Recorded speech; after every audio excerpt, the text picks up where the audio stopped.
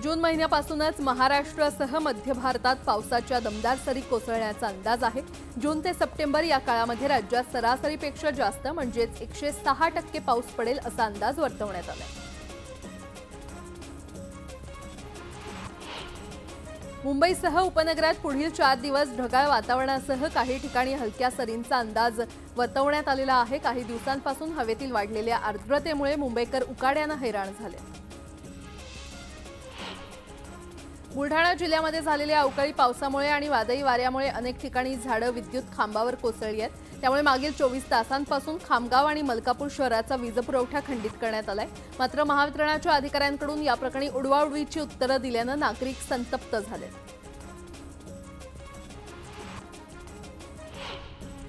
गेल्या 2 दिवसात धाराशिव जिल्ह्यामध्ये अवकाळी पावसाने कहर केलेला आहे। जिल्ह्यातील 118 शेतकऱ्यांचे 192 हेक्टरवरील पिकांचं नुकसान झालेलं आहे। या प्रकरणी प्रशासनाने नुकसानीचे पंचनामे करण्यास सुरुवात केली आहे। महानगरपालिकेकडून 29 आणि 30 मे रोजी बीडी पाटील मार्ग वाशीनाका इथे जलवाहिनी जोडण्याचं काम हाती घेण्यात येणार आहे। त्यामुळे एम पूर्व आणि एम पश्चिम भागातील काही भागात 29 मे रोजी 24 तास पाणी पुरवठा खंडित करण्यात येणार आहे। मोरबे धरण ते दिघा जलवाहिनी दुरुस्तीच्या कामामुळे नवी मुंबई, खारघर आणि कामोठे परिसरातील पाणीपुरवठा आज बंद राहणार आहे। बुधवारी देखील कमी दाबाने पाणी येणार असल्यामुळे नागरिकांनी त्याचा जपून वापर करावा असं आवाहन महानगरपालिकेने केलंय। मुंबई पुणे द्रुतगती मार्गावर हायवे ट्रॅफिक मॅनेजमेंट सिस्टम अंतर्गत आज गॅन्ट्री बसवण्याचं काम करण्यात येणार आहे। त्यामुळे दुपारी 12 ते दुपारी 1 वाजेपर्यंत सर्व प्रकारच्या वाहनांची वाहतूक पूर्णतः बंद करण्यात येणार आहे। मुंबईमध्ये सर्वच्या सर्व विद्यार्थी उत्तीर्ण झाल्याने निकालामध्ये 100 नंबरी कामगिरी करणाऱ्या शाळांची संख्या मुंबईमध्ये यंदा 65% वाढलेली आहे। 1,500हून अधिक शाळांचा निकाल यंदा 100% लागलाय। गेल्या वर्षी मुंबईतील 989 शाळांचा निकाल 100% लागला होता। टॉप 10 कर थकबाकीदारांकडून कर वसुलीसाठी मुंबई पालिकेने हालचाली सुरू केलेल्या आहेत। 25 मे रोजी मालमत्ता कर भरण्याची अंतिम मुदत होती। त्यानंतर कर भरणा करणाऱ्यांना दरमहा 2% आर्थिक दंड भरावा लागणार आहे। मुंबईतील होर्डिंग दुर्घटनेनंतर ठाणे महानगरपालिकेने शहरातील होर्डिंगच्या विरोधात कडक पावलं उचललेली आहेत। त्यानुसार मागील काही दिवसांपासून ओव्हरसाइज असलेल्या 32 होर्डिंगवर कारवाई करण्यात आलेली आहे। तसंच पालिकेने MSRDC, ST महामंडळ आणि रेल्वे यांना देखील पत्र दिलं असून त्यांनीही होर्डिंगची स्थिरता प्रमाणपत्र सादर करावे अशी मागणी करण्यात आली आहे।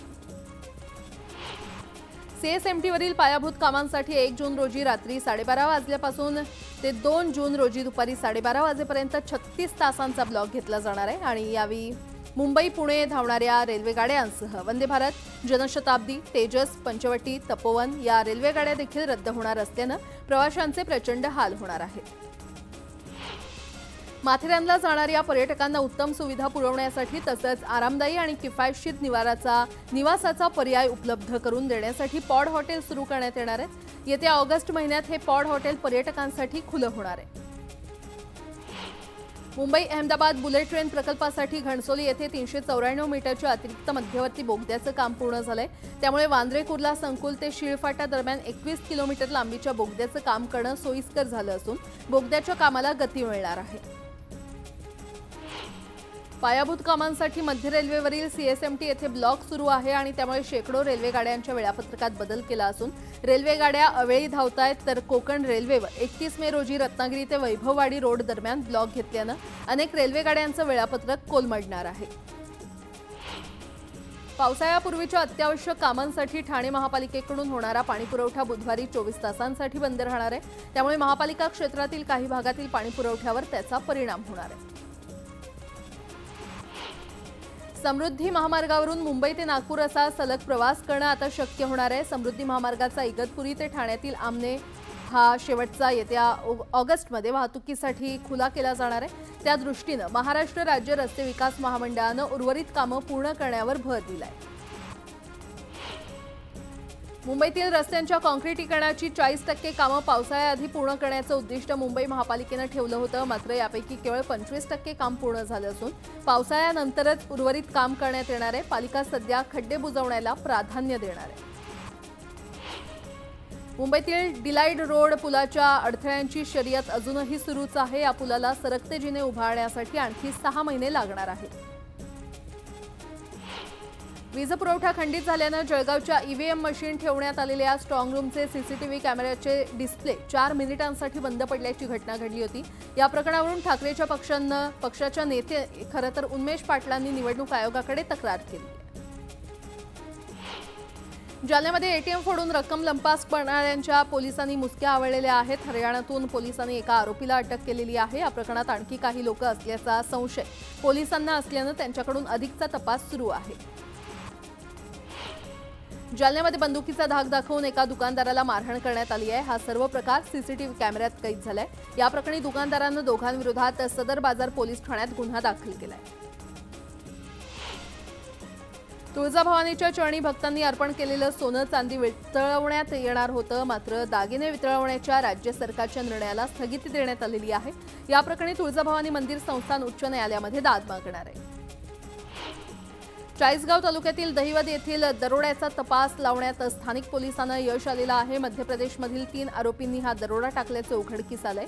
या प्रकरणी पोलिसांनी तिघांना अटक केली असून त्यांच्याकडून 16 लाखांचा मुद्देमाल हस्तगत करण्यात आला। नाशिकमधील दुष्काळी परिस्थितीचा मुख्यमंत्री एकनाथ शिंदे स्वतः आढावा घेणार आहेत। आज दुपारी 12 वाजता व्हिडिओ कॉन्फरन्सिंगद्वारे जिल्ह्यातील सर्व विभागांच्या अधिकाऱ्यांची मुख्यमंत्री बैठक घेणार आहेत। पुणे अपघात प्रकरणातील आरोपीच्या आजोबांची पोलीस कस्टडी आज संपणार आहे। सुरेंद्र अग्रवालला आज कोर्टात हजर करणार असून त्याची कोठडी वाढणार का याकडे सगळ्यांचं लक्ष लागलंय। वर्ध्याच्या समुद्रपूर तालुक्यातील गावांना वादळाचा तडाखा बसलाय। नंदुरी परिसरातील घरांवरील पत्रे उडालेत तर घराच्या भिंती, झाडं, विद्युत खांब कोसळल्यानं मोठं नुकसान झालंय। मुंबई बंगळुरू बायपास लगत असलेल्या देहू रोड किवळे इथल्या सर्व्हिस रोडवर अनेक दिवसांपासून नाल्याचं पाणी वाहतंय, मात्र प्रशासनाच्या चालढकलपणामुळे वाहन चालकांना मोठी कसरत करावी लागते। तसंच या दुर्गंधीयुक्त पाण्यामुळे रोगराई पसरण्याची शक्यता आहे। भुसावळ पालिकेच्या तापीतील बंधाऱ्याची पाणी पातळी घसरल्यानं हतनूर धरणातून आवर्तन मिळालं, पण बंधाऱ्याच्या दक्षिणेकडे भिंतीला भगदाड पडल्यामुळे पाण्याची गळती होते। यामुळे पाणीसाठा 40 दिवस टिकवून ठेवण्यासाठी कसरत करावी लागणार आहे। बुलढाणा जिल्ह्यातील खामगाव आणि शेगाव तालुक्यात तापमान 46 अंशांवर गेलेलं आहे, मात्र प्रशासनाकडून कोणतीही योजना करण्यात आली नाही। अशातच जिल्ह्यात उष्माघातामुळे एकाचा दुर्दैवी मृत्यू झालाय आणि त्यामुळे नागरिकांमध्ये नाराजीचं वातावरण आहे। यावल तालुक्यातील थोरपाणी आदिवासी पाड्यावर वादळी वाऱ्यामुळे घर कोसळून एकाच कुटुंबातील 4 जण ठार झालेले आहेत। या घटनेमध्ये केवळ एक 10 वर्षीय चिमुकला बचावलाय। या घटनेनंतर प्रशासन घटनास्थळी दाखल झालं, मात्र परिसरात मोठ्या प्रमाणात नुकसान होऊन देखील नागरिक मदतीपासून वंचित आहेत। जळगाव जिल्ह्यामध्ये अवकाळी पाऊस आणि वादळी वाऱ्यानं शेतकऱ्यांचं प्रचंड नुकसान झालेलं आहे। नुकसानग्रस्त भागात प्रशासनानं पंचनामे करून तातडीनं मदत द्यावी अशी मागणी एकनाथ खडसे यांनी केली आहे। आमदार सुनील टिंगरे नव्या वादामध्ये अडकलेले आहेत। आता ब्लड सॅम्पल अटक प्रकरणातील आरोपी डॉक्टर तावरेंसाठी टिंगरेंनी शिफारस पत्र दिल्याचं समोर आलेलं आहे। ससून रुग्णालयाचा चार्ज द्यावा म्हणून शिफारस केल्याचं पत्र समोर आलंय। डॉक्टर अजय तावरेंवरील आरोप त्यांच्या वकिलांनी फेटाळून लावलेले आहेत। ब्लड रिपोर्ट बदलण्यात आले त्यावेळी माझे अशील रजेवर असल्यानं त्यांचा या गुन्ह्यामध्ये कुठेही सहभाग आढळून येत नसल्याचं त्यांनी म्हटलंय। रोखठोक सदरातून गडकरींबद्दल लिहिणाऱ्या संजय राऊतांवर उपमुख्यमंत्री फडणवीसांनी घणाघाती टीका केली आहे। संजय राऊतांवर मला विचारू नका, ते गांजा पिऊन लेख लिहितात, ते लंडनला असून तिथे चांगले मानसोपचार तज्ज्ञ आहेत असा टोला त्यांनी लगावलाय। देशात लोकसभेच्या निवडणुका पार पडलेल्या आहेत। येत्या 4 जूनला त्याचा निकाल लागणार आहे, मात्र अजित पवारांनी कार्यकर्त्यांच्या मेळाव्यात बोलताना 10 जूनला दिल्लीमध्ये वेगळं चित्र दिसेल असं मोठं विधान अजित पवार यांनी केलंय। दरम्यान सातारा राज्यसभेवर देखील अजित पवार यांनी दावा केलाय। लोकांना आता कळून चुकलंय की बदल गरजेचा आहे। येत्या 4 तारखेला हा बदल दिसून येईल। भाजपला देखील आता कळलं की त्यांच्या बाजूने जनमत नाही, त्यामुळे महाविकास आघाडीच्या जागांमध्ये वाढ होणार असून विधानसभेच्या निवडणुकीनंतर महाविकास आघाडीचाच मुख्यमंत्री होईल असा विश्वास प्रणिती शिंदे यांनी व्यक्त केलाय। उपमुख्यमंत्री देवेंद्र फडणवीस यांनी नितीन गडकरी यांची भेट घेतली। गडकरींच्या घरी जाऊन फडणवीसांनी गडकरींना वाढदिवसाच्या शुभेच्छा दिल्या। राज्य सरकार आणि टाटा ट्रस्ट यांच्या संयुक्त विद्यमानं चंद्रपुरात कर्करोग निदान आणि उपचार रुग्णालय बांधलं जात आहे। 2016 पासून सुरुवात झालेल्या या रुग्णालयाचं बांधकाम कोविड काळात मंदावलं होतं। मात्र आता रुग्णालयाचं काम अंतिम टप्प्यात असून 15 ऑगस्टपर्यंत रुग्णालयाच्या पहिल्या टप्प्याचं लोकार्पण सोहळा नियोजित केला जातोय।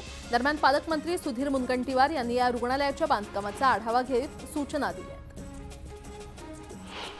जळगावातील हिट अँड रन प्रकरणातील आरोपींच्या पाठीशी कोण आहे, कोणते मंत्री दबाव आणत आहेत असा सवाल माजी खासदार उन्मेष पाटील यांनी उपस्थित केलाय। कारमध्ये सापडलेला गांजा कुठून घेतला, कुणाकडून घेतला या सगळ्याची चौकशी व्हावी अशी मागणी त्यांनी केली आहे। गोंदिया जिल्ह्याला गेल्या 2 दिवसांपासून उन्हाच्या झळा सोसाव्या लागतायत आणि जिल्ह्यातील तापमानाचा पारा वाढला असून तापमान 44 अंशांवर पोहोचलेलं आहे। त्यामुळे अत्यावश्यक कामाशिवाय नागरिकांनी घराबाहेर पडू नये आणि नागरिकांनी आपल्या आरोग्याची काळजी घ्यावी असं आवाहन प्रशासनाच्या वतीनं करण्यात आलंय। पसंतीचं बियाणं मिळावं यासाठी शेतकरी सकाळी 6 वाजल्यापासून अकोल्यातील कृषी सेवा केंद्रांवर रांगा लावून उभे असतात। मात्र तरीही शेतकऱ्यांना बियाणं मिळत नाही। याविरोधात आक्रमक झालेल्या शेतकऱ्यांनी जिल्हाधिकारी कार्यालयावर मोर्चा काढत लवकरात लवकर बियाणं उपलब्ध करून देण्याची मागणी केली आहे। अकोला जिल्ह्यातील मूर्तिजापूर शहरातील आठवडी बाजार परिसरातील विद्युत खांबांची बिकट अवस्था झालेली आहे। विद्युत खांब गंजला असून कोणत्याही क्षणी तो कोसळण्याच्या स्थितीमध्ये आहे। या संदर्भात महावितरणाच्या अधिकाऱ्यांना निवेदन देऊन देखील याकडे दुर्लक्ष होत असल्याचा आरोप ग्रामस्थ करतात। अहमदनगर जिल्ह्यातील राहुरी तालुक्यात मातंग समाजाच्या जागेवर शिक्षण संस्थेनं अतिक्रमण केल्याचा आरोप मातंग समाजातील ग्रामस्थांनी केलाय। स्थानिकांना विश्वासात न घेता राहुरीतल्या सातारा येथे उभारण्यात आलेली इमारत हटवण्याची मागणी ग्रामस्थांनी केली आहे। मागणी मान्य झाली नाही तर आंदोलनाचा इशारा देण्यात आलाय। चंद्रपूर जिल्ह्यातील बल्लारपूर कोळसा क्षेत्र अंतर्गत येणाऱ्या सास्ती खुल्या कोळसा खाणीमध्ये काम करणारा कामगार 3 दिवसांपासून बेपत्ता आहे। सोहेल शेख असं या कामगाराचं नाव असून या कामगाराच्या कुटुंबियांनी कंपनी प्रशासनाकडे दाद मागितली आहे। दरम्यान या प्रकरणाचा तपास स्थानिक गुन्हे शाखा अथवा सीआयडीकडे सोपवला जावा अशी मागणी स्थानिक आमदार सुभाष धोटे यांनी केली आहे। जुन्नर तालुक्यातील बिबट प्रश्नावर उपमुख्यमंत्री अजित पवार यांनी मंगळवारी मंत्रालयात तातडीची बैठक बोलावलेली आहे। या बैठकीमध्ये बिबट प्रश्नाबाबत उपाययोजनांवर चर्चा होणार असून वन विभागाचे अधिकारी जुन्नरमधील आजी-माजी आमदार यांना बैठकीसाठी बोलावण्यात आले। बीडच्या परळीतील रामरक्षा गोशाळेचं वादळी वाऱ्यामुळे मोठ्या प्रमाणात नुकसान झालंय। निवारा शेड उडून गेल्यानं गायींचं स्थलांतर करण्यात आलेलं आहे। दुष्काळी स्थितीमुळे जनावरांच्या चाऱ्याचा गंभीर प्रश्न निर्माण झालेला आहे। अशातच पाऊस आणि वादळी वाऱ्यानं चाऱ्याचं नुकसान झाल्यानं गंभीर स्थिती निर्माण झाली आहे। बुलढाणा जिल्ह्यामध्ये गेल्या 2 दिवसांपासून वादळी वाऱ्यासह पावसानं धुमाकूळ घातलाय। वादळी वाऱ्यामुळे अनेक घरांवरील छप्पर उडाले असून मोठमोठी झाडं देखील उन्मळून पडलेली आहेत। मलकापूर पोलीस ठाण्यावरील छत उडालं असून पोलिसांच्या घरांना देखील वादळाचा फटका बसलाय।